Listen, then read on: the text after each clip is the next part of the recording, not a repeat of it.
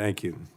Thank you, Mr. Chairman. I want to thank Secretary Becerra for being with us today to discuss President Biden's fiscal year 2025 budget request. This year, the President's budget highlights the huge strides we made with the American Rescue Plan and the Inflation Reduction Act, and the ways that we can expand those successes even further in order to reach more Americans. The President's budget also demonstrates Democrats' commitment to lowering the cost of health care, expanding access to care, and supporting the most vulnerable members of our communities. The Biden administration is working to implement important provisions of the Inflation Reduction Act that are already delivering for the American people. Medicare is now in the process of negotiating a maximum fair price for the first 10 drugs selected in the drug price negotiation program. These 10 drugs are taken by more than 9 million seniors at a total out-of-pocket cost of $3.4 billion in 2022. And the price negotiation is going to make these drugs more affordable. Seniors who take insulin have already seen their out-of-pocket costs capped at $35 a month. And next year, Part D enrollees will have their annual out-of-pocket costs capped at $2,000, saving beneficiaries hundreds, if not thousands of dollars annually on the high-priced drugs they need to survive and thrive.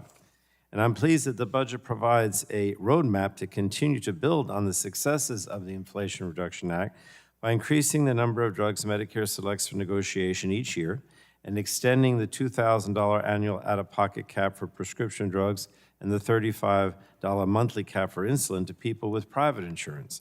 The budget would also extend the Medicare inflation rebate provisions to the commercial market as well, a critical way to further hold down drug price increases.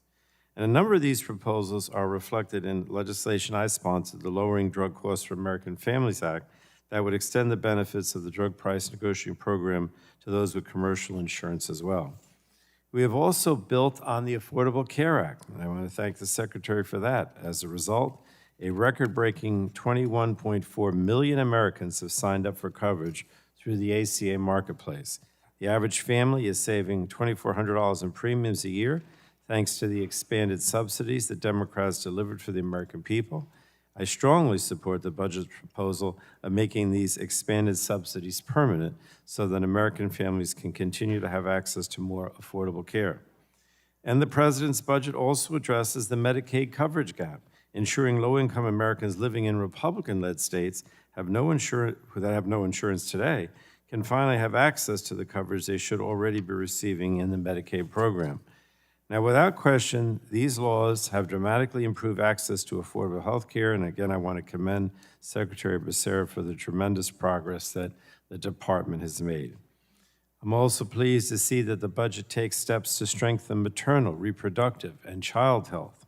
The budget will require all states to provide Medicaid coverage to all low-income women for 12 months postpartum. We created the state option in the American Rescue Plan, and then made the option permanent, and now we need to require states to provide and maintain this coverage. We also required states to provide 12 months of continuous coverage to children eligible for Medicaid and the Children's Health Insurance Program, providing them with much-needed stability and their parents with peace of mind. The budget will build on this success by giving states the option to provide continuous coverage to children from birth until they turn 6, and 36 months of continuous coverage from there. So again, Mr. Secretary, I strongly support these proposals. Now, I want to contrast the President's budget, in essentially stark contrast to the plan put forward by the Republican Study Committee.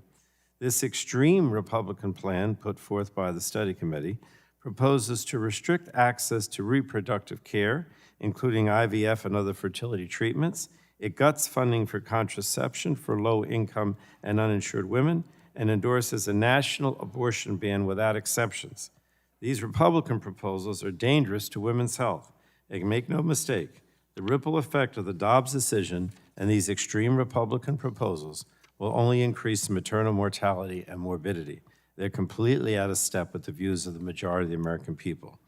So contrary to the Republican agenda, Democrats are committed to expanding access to essential health care rather than restricting it. I will continue to fight to lower health care costs and protect the health and well-being of all Americans. I know that Secretary Becerra is also totally on board with that. He, of course, was a member of this body and our friend, so he knows what needs to be done. So thank you again for being here today. I yield back.